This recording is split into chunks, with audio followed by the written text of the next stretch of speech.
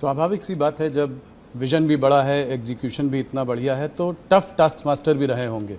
तो कोई कुछ किस्सा सुनाइए जहाँ पे। ऐसे तो ढेर सारे किस्से आपको सब जगह मिल जाएंगे जी। मोदी जी हिसाब किताब कठोरता से लेते हैं, इसके कारण बहुत नाराजगी भी है। सरकार में मुख्यमंत्री बने तब भी, प्रधानमंत्री बने तब भी, और संगठन का काम करते थे तब भी, मगर कभी भी व्यक्तिगत द्वेष के कारण किसी कार्यकर्ता को डांट डपूट लगाना या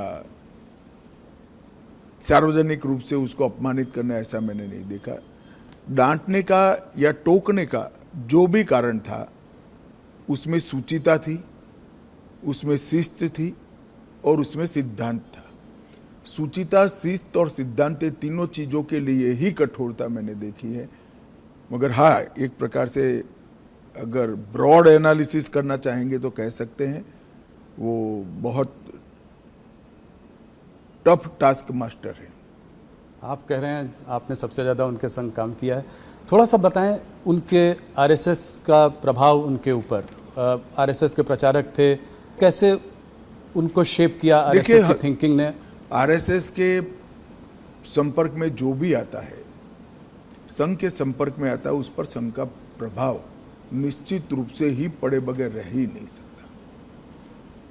आज नरेंद्र मोदी जी जाने जाते हैं कैसे नेता के रूप में जिसके लिए देश सबसे प्रथम है, उसके बाद पार्टी है, उसके बाद पार्टी के कार्यकर्ता है।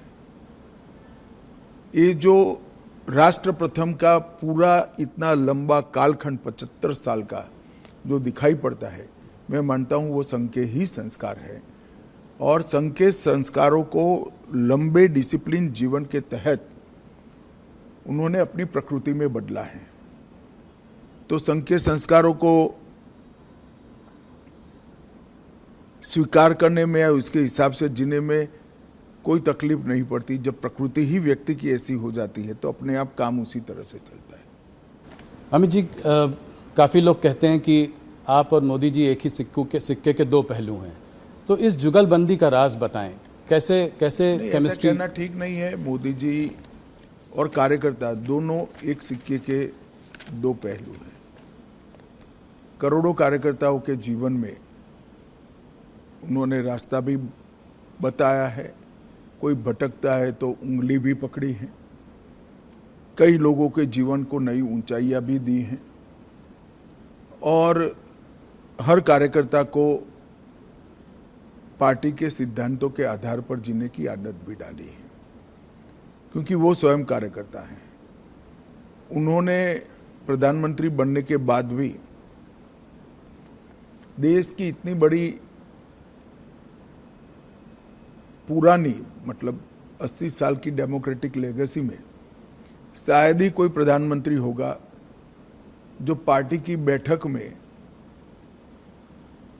डायस पर से उठकर फ्रेश होने के लिए भी नहीं जाता होगा। 3 दिन की कार्यकारिणी है तो 3 दिन पूरा वो मंच पर आपको सजग अवस्था में पूरी कार्यवाही में ध्यान देते हुए दिखाई पड़ेंगे। वो बीच बीच में माइक लेकर टोकते भी हैं, और एक प्रकार से मैं कहूँ तो इसके कारण कार्यकारिणियों की उपस्थिति बढ़ गई है, क्योंकि जब आपका नेता स्वयं ही बैठता है तो सभी लोगों को बैठना ही पड़ता है।